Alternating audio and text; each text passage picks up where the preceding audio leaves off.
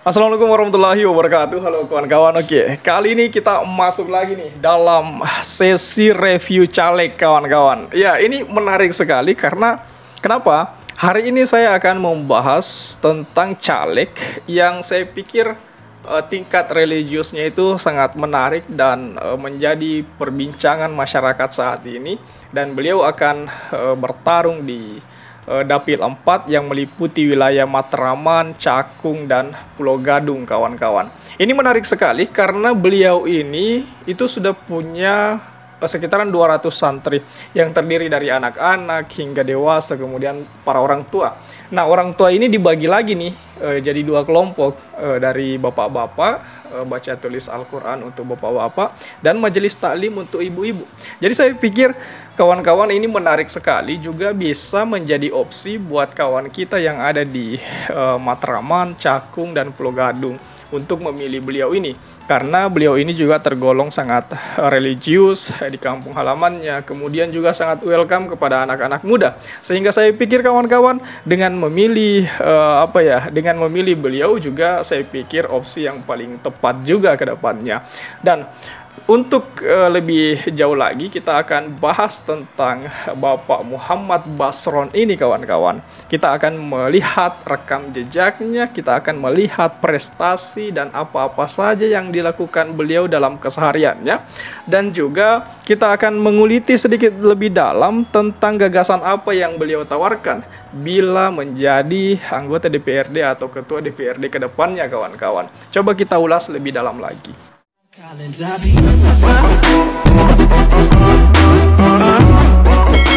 Sekilas rekam jejak Pak Muhammad Basron ini kawan-kawan. Kita mulai dari latar belakang beliau adalah guru ngaji kampung kawan-kawan. Seperti yang saya katakan di awal tadi, bahwa beliau ini adalah guru ngaji kampung yang kini sudah mempunyai anak-anak santri sekitar 200 santri dari kelas anak-anak dan dewasa dengan nama Tempat Pengajian Al-Quran atau TPA Binaul Atfal. Dan beliau mengajar juga baca tulis Al-Quran untuk bapak-bapak dengan nama Majelis Taklim Al-Istiqomah. Juga dengan ibu-ibu kawan-kawan. Untuk kaum ibu-ibu, dinamakan Majelis Taklim Ummatuz Zikri kawan-kawan. Jadi saya pikir ini jelas sekali di wilayah itu bahwasanya beliau ini, Pak Muhammad Basron ini kawan-kawan, itu terlihat sangat religius sekali di kampungnya, juga menjadi sosok yang sangat dipandang di kampung tersebut kawan-kawan. Bila kawan-kawan melihat lebih dekat lagi, beliau juga sangat welcome kepada anak-anak muda, sangat periang sekali dan suka menolong. Dan itu terbukti bahwasanya beliau dengan membangun tempat pengajian Al-Quran ini, beliau sangat memperhatikan untuk kemajuan anak-anak di kampungnya. Dan kita lanjut lagi kawan-kawan, bahwasanya beliau ini mulai terjun ke politik pada tahun 1999. Itu sekitaran itu kawan-kawan, dengan Partai Keadilan yang masih nama Partai Keadilan pada saat itu, yang sekarang namanya sudah berganti menjadi Partai Keadilan Sejahtera kawan-kawan. Pada tahun 2019 lalu, beliau diamanahkan sebagai caleg DPRD Dapil 4 dari Partai PKS yang meliputi wilayah Matraman, Cakung, Pulau Gadung itu kawan-kawan. Namun, Allah belum menakdirkan beliau jadi sebagai anggota legislatif karena hanya mendapatkan 6.523 suara kawan-kawan. Dan di tahun ini, Pemilu 2024, beliau diamanahkan lagi untuk maju yang kedua kalinya sebagai caleg DPRD Dapil 4 yang meliputi wilayah Matraman, Cakung, dan Pulau Gadung kawan-kawan. Dan saya pikir ini juga sangat menarik sekali, juga bisa menjadi opsi yang bagus juga buat kawan-kawan kita yang ada di Matraman dan Cakung, Pulau Gadung. Saya pikir Pak Muhammad Basron ini juga bisa menjadi opsi yang bagus buat kawan-kawan sekalian. Kenapa? Karena Pak Basron ini, Muhammad Basron ini, saya pikir juga sangat selain religius, dia juga suka tolong-menolong, kemudian membantu sesama juga ia lakukan, juga sangat memperhatikan anak didiknya, yang bisa menjadi gambaran utama kita bahwasanya anak didiknya saja sangat diperhatikan, apalagi masyarakat luasnya, kawan-kawan. Kemudian kita bisa lihat juga bila Allah Subhanahu wa taala menakdirkan beliau menjadi anggota legislatif, maka beliau akan menargetkan dua hal, bahwasanya di wilayah advokasi dia akan memberikan advokasi atau menyalurkan perhatiannya di wilayah advokasi kesehatan, kemudian advokasi pendidikan, kemudian advokasi pelayanan publik, kemudian meningkatkan insentif guru ngaji dan marbot masjid dan musola.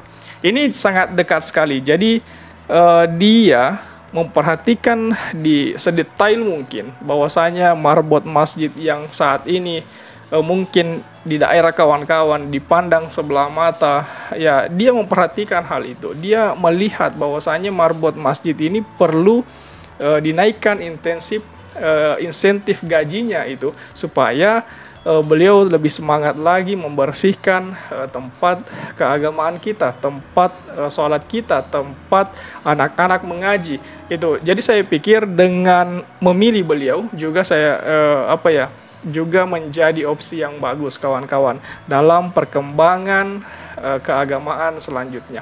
Kemudian ada hal yang menarik juga, program unggulan selama sosialisasi yang beliau selalu tawarkan, atau gagasan beliau yang selalu ia tawarkan dalam keseharian ketika bertemu dengan masyarakat, ada dua.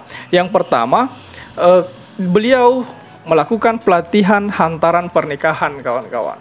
Ini menarik sekali, dengan adanya pelatihan semacam ini jelas memudahkan orang untuk semacam memudahkan orang untuk ke jenjang selanjutnya, memudahkan orang untuk mengetahui kaidah-kaidah sebelum pernikahan itu. Kemudian yang kedua, beliau juga melakukan bakti sosial, pelayanan kesehatan, kawan-kawan.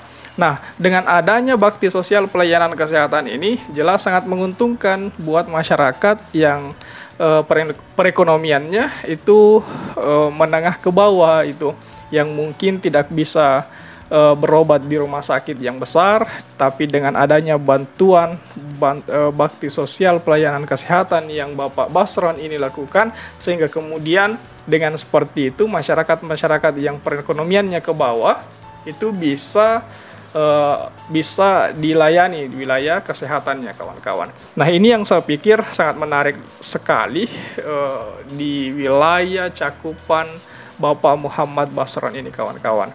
Dan terlebih lagi, beliau juga punya moto hidup pastinya, bahwasanya beliau selalu menekankan kepada dirinya sendiri bahwa sebaik-baik manusia adalah yang bermanfaat untuk orang lain.